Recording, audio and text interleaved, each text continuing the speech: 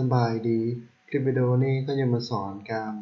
โมเดลเหล็กเสริมอยู่ในรากฐานและก็เสาตมของโปรแกรม Autodesk Revit Structure 2019โอเคเอามาเริ่มกันเลยก็อื่นแม่นก็จะแต้มเสาสร้างมาหนึ่งก็เนาะคลิกแล้วจะเลือกให้เป็นวัดระดับรากฐานโอเคแต้มหนึ่งอันดูสแคปจากนั้นก็จะไปที่ระดับรากฐานแล้วก็ไปที่ Structure จะเลือกรากฐานที่1อันมันจะเลือกเป็นรากฐานสี่เหลี่ยมที่มีสโลปโอเคคลิกจากนั้นไปที่ 3D โอเคเราจะได้รากฐานกับตมมาอันแล้วขั้นตอนต่อไปก็คือเราจะไป Duplicate 3D ก็คือจะเป็น 3D Rebar เราจะโอเคประมาณนี้ซึ่งตัวนี้จะเป็นตัวที่เขาได้เฮ็ดมาอยู่ในเทมเพลตของเขาแล้วแต่เขาจะพาทุกคนไปเฮ็ดอีกอันนะโอเคให้คลิกขวาแล้ว Duplicate หลังจากนั้นคลิกขวาแล้วก็ Rename จะเขียนว่า 3D Rebar หรือว่าแบบใดก็ได้ขึ้นกับที่เขียนนะโอเคก็เขียนว่า 3D RB แล้วคลิกหลังจากที่เรา Duplicate มาแล้วเราต้องไปปรับค่า Visibility ของมันมาที่แท็บของ Property แล้วที่คำสั่ง Visibility นี้หรือเราจะพิมพ์คำสั่งย่อคือ VV 2 ตัวโอเคพิมพ์หลังจากนั้นให้เลื่อนลงรูปสุดแล้วมาที่พวกของ Structural ให้ปรับที่ค่า Structural Foundation โอเค Structural Foundation แล้วมาที่ Transparent ตัวนี้คลิกแล้วก็เลือกให้เป็นสัก60หรือว่า50ก็ได้แล้วก็ปรับที่ Structural Column โอเคจะปรับเป็น60ด้วยกันแล้วกดโอเคหลังจากนั้นให้ปรับที่ Visual Style ตัวนี้ให้เป็น Highlight เราสังเกตเห็นว่าที่เสายังเห็นเรื่องของ Pattern ของมันเราต้องได้ไปปิดเพื่อบ่ให้มันมีลายจ้ำๆแบบนี้มันเพื่อบ่ให้เป็นการลายตามของเขาโอเคกลับไปที่ Visibility แล้วไปที่ Structural Column โอเคค่า Pattern อยู่ในฐานของ Pattern ตัวนี้ให้คลิกแล้วติดที่ Visible 2 อันนี้ออกให้หมดแล้วโอเคซึ่งตอนนี้เราก็จะเห็นแล้วว่ามันจะไม่มีลาย Pattern แล้วก็เราสามารถเห็นซ้อนกับรากฐานไปเลยโอเคขั้นตอนต่อไปก็คือเราต้องได้ไปใส่เรื่อง cover ของมันก่อนก็คือระยะหุ้มห่อเหล็กเสริมให้มาที่ ribbon ของ structure แล้วคลิกที่ cover แล้วมันเลือกรากฐานแล้วเราสังเกตที่นี้ที่ cover setting ซึ่งมันจะมีมาแล้ว2อันโอเคเขาจะไปเพิ่มตัวนี้ก่อนคลิกที่ foundation เขาจะพิมพ์ว่าเขาจะเอาระยะของรากฐานนี่คือ40 มิลก็คือที่สร้างส่วนตัว rebar cover 25โอเคจะใช้ตัวนี้เป็นของตมเลยจากนั้นกดโอเคแล้วกลับมาคลิกที่รากฐานแล้วจะเลือกเป็น foundation จากนั้นคลิกที่ตมแล้วโอเคมันจะเป็นแล้ว rebar cover ก็คือ 2.5 มิลโอเค25 มิลหลังจากนั้นก็จะแต้มเหล็กเสริมของรากฐานก่อนโอเคคลิกที่รากฐานแล้วคลิกที่ rebar อยู่ที่นี้โอเคตัวนี้มันเตือนแต่ก็ไม่เป็นอย่างกดโอเคไปเลยก็คือเราจะแต้มรากฐานเสริมเหล็กในรูปแบบ 3D ซึ่งอันนี้โปรแกรม Autodesk Revit 2019จะเห็นได้ส่วน2018ลงไปแม่นอย่างแต้มในรูปแบบ 2D เท่านั้นโอเคเราจะแต้มเป็นรูปแบบ 3D เลยรากฐานตัวนี้ให้เลือก Select Hot Surface ก็คือเลือกด้านลุ่มของมันก่อนคลิกแล้วก็กด Space Bar หลังจากนั้นสังเกตที่เมาส์มันจะเขียนว่า Select Start Surface ก็คือคลิกที่ด้านเริ่มต้นคลิกที่ด้านใดก็ได้คลิกแล้วกด Space Bar แล้วให้ Select End Surface ก็คือต้องคลิกด้านตรงกันข้ามของด้านที่เราคลิกด้านเริ่มต้นไปแล้วก็คือคลิกแล้วกด Space Bar หลังจากนั้นให้กด Finish โอเคกด Escape ออกไปเราสังเกตเห็นว่ามาแล้วเหล็กเสริมต่างๆที่ลุ่มนี้โอเคให้คลิกเลือกเหล็กเสริมหลังจากนั้นมาปรับค่าตัวนี้ให้เป็น maximum spec แล้วจะตีระยะห่างเดี๋ยวจะสร้างเป็น103โอเคไปเอาให้มันห่างกัน12ครั้งก็คือตอนนี้จะได้แล้วเหล็กเสริมห่างกัน12ครั้งคลิกเลือกเหล็กเสริมทั้งเว็บแล้วก็สามารถมาที่ property ก็คือจะเปลี่ยนเป็นเลขเสริม db12 db14 คลิกปุ๊บแล้วก็ตัว hook at start ก็จะใส่เป็น90แล้ว hook at end จะใส่เป็น90กด apply โอเคตอนนี้ก็จะได้แล้วเลขเสริมให้ฐานแล้วก็อย่างอีกหลวงนึงโอเคตอนนี้ก็จะแต้มเลขเสริมที่ตั้งค่ากับหลวงที่เราแต้มมาแล้วให้คลิกเลือกที่รากฐานโอเคเลือกรากฐานนะแล้วกดที่ rebar หลังจากนั้นให้ select host คือกันกับเมื่อกี้เลยแล้วกด spacebar ก็คือตอนนี้เขาจะให้มันแล่นเต้เบื้องนี้ไปหาตรงนั้นก็คือให้มันตั้งค่ากับตัว9คลิกแล้วกด spacebar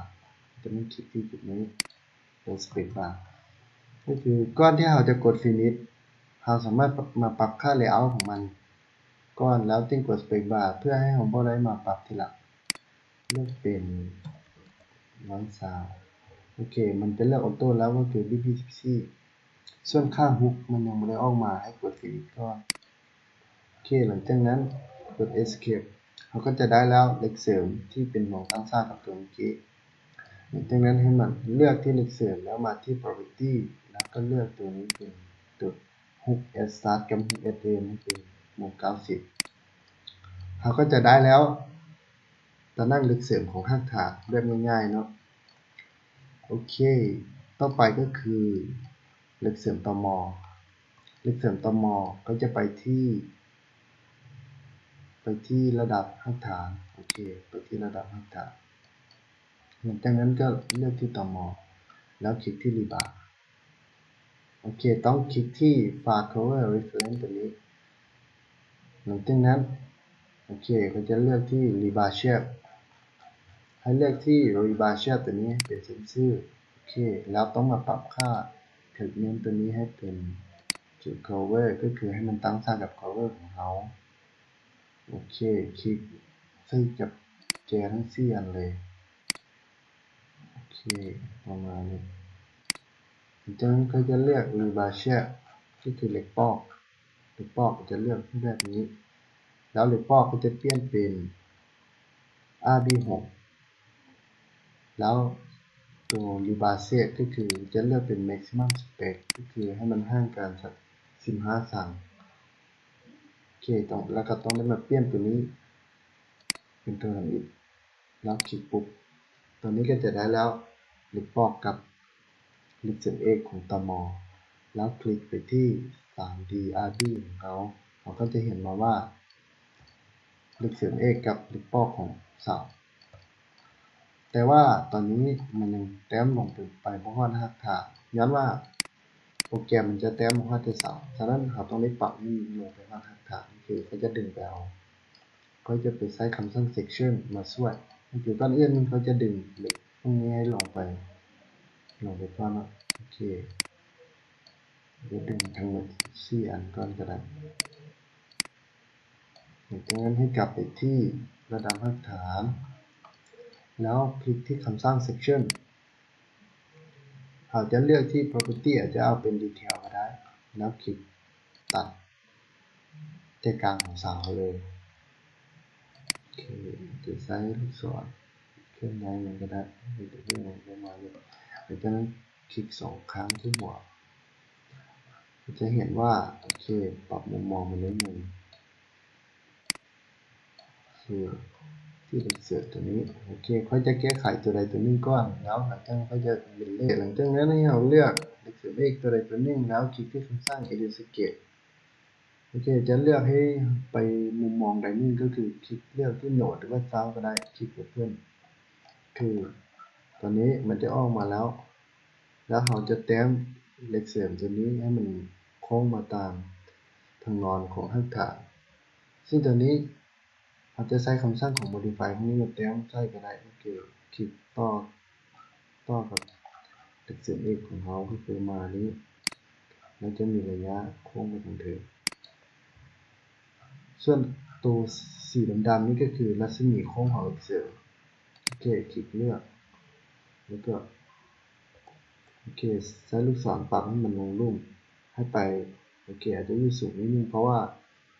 เหล็กเสริมตำแหน่งเหล็กเสริมข้างฐานของเราจะอยู่ถึงเส้นเขียวๆตรงนี้แล้ว คลิกเลือกดูใหม่1เดี๋ยว2โอเคหลังจากที่เราได้แล้วให้กด Finish เมื่อกด Finish แล้วให้กลับไปที่ 3D Rebar ของเราโอเคเราสามารถปรับที่นี่เป็นไฟล์ก็ได้โอเคตอนนี้เราจะเห็นว่ามีเหล็กเสริมก็คือเส้นนี้ส่วน4เส้นที่เรายังไม่ได้ปรับเราจะลบออกแล้วเราจะใช้เส้นนี้เส้นเดียวแล้วจะมิลเลอร์มันไปคือเราจะลบ4เส้นที่เราแต้มแล้วหลังจากนั้นจะกลับไปที่ระดับรากฐานโอเคก็คือเส้นนี้จากนั้นก็จะใช้คำสั่ง rotate แล้วก็จะจับที่จุดนี้ไปหาเหล็กเสียบเอกตัวนั้นแล้วก็คลิกที่หัวตัวนี้แล้วก็หมุนมาแจผิดจากนั้นก็จะเลือกที่จุดนี้แล้วจะใช้คำสั่ง mirror คลิกที่ mirror แล้วก็เลือกใจกลางของเสาโอเคแล้วกด Ctrl เลือก2อันนี้แล้วใช้คำสั่ง mirror แล้วคลิกที่ใจกลางของเสาโอเคตอนนี้เราก็จะได้แล้วเรื่องเตียงของตม.กลับไปที่ 3D Rebar ของเราแล้วเราจะซูมไปแล้วจะมาจับที่เหล็กปอกแล้วก็จับที่สามเหลี่ยมที่ทางในนั้นดึงลงโอเค Ctrl Z ก่อนโอเคจับให้ได้โอเคแล้วก็ดึงมันลงเลยโอเคเราก็จะได้แล้วเรื่องของเหล็กเสริมทางรากฐานแล้วก็ตม.ต่อไปเราจะเปิดให้มันเป็น 3D เพื่อให้เราเห็นชัดเจนเพราะว่าคันเป็นเส้นขีดคันโบตั้งใจเบิ่งมันจะบ่ค่อยเห็นเพราะมันเป็นเส้นน้อยหลายโอเคเราจะไปปรับเป็นมุมมอง 3D เราจะเลือกเหล็กปอกตัวใดตัวหนึ่งแล้วก็มาที่ property แล้วก็สังเกตที่ graphic visibility ตัวนี้คลิกที่ edit ก็คือเราจะปรับให้อยู่ในมุมมอง 3D Rebar ของเราให้เห็นเป็นเสียงเป็น 3D ก็คือ 3D Rebar ที่เราดูไปเขียนเมื่อกี้เราได้เขียนชื่อว่า 3D RB เนาะแล้วก็จะคลิก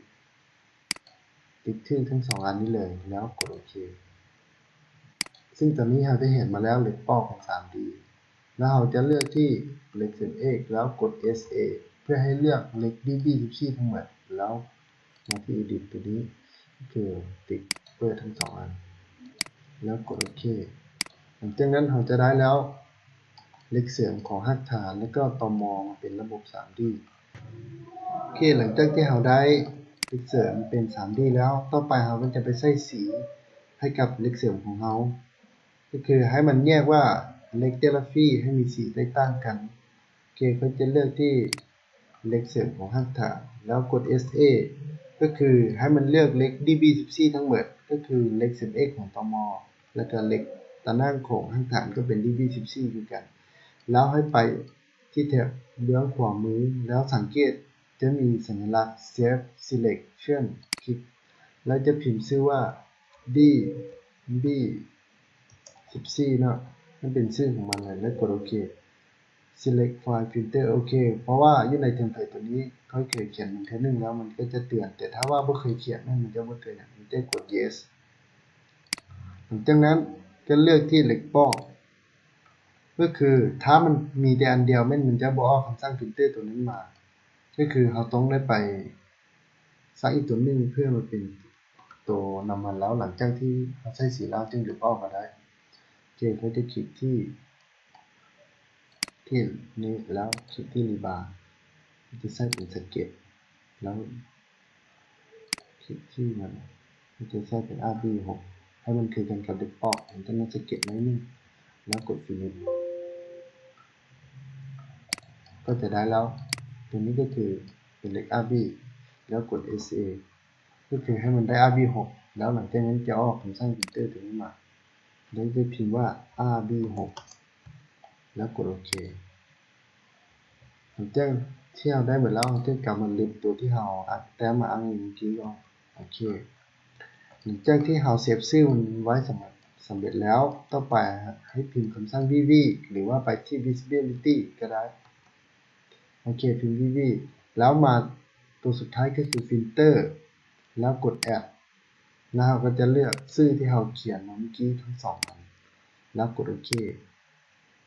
หลังจากนั้นแล้วให้มาปรับที่ค่า pattern ของมันคลิก pattern ของ DB14 แล้วเลือกตัว pattern ตัวนี้ให้เป็น solid fill เรื่องของ color ก็คือจะใส่สีอย่างก็จะใส่เป็นสีแดงกดโอเคหลังจากนั้นกดโอเคส่วนค่า RB6 คลิกแล้วก็เลือกเป็น solid fill เหมือนกันเรื่องของ color จะใส่เป็นสีจะเป็นสีน้ำเงินเลือกสีก็ได้สีฟ้าอ่อนนะแล้วกดโอเคเราก็จะสังเกตเห็นว่าเล็กเสริมของเขาก็จะมีสีสันให้มันงามขึ้นนี่คือเล็กของตัวหม้อเล็กของหักฐานแล้วก็เล็กป้อนของตัวหม้อประมาณนี้โอเคถ้าใครที่อยากฝึกซ้อมก็สามารถฝึกซ้อมได้นะอยู่ใน Revit ถือว่าเรื่องของการแต้มเล็กเสริมโมเดลเล็กเสริมเนี่ยถือว่าง่ายที่สุดแล้ว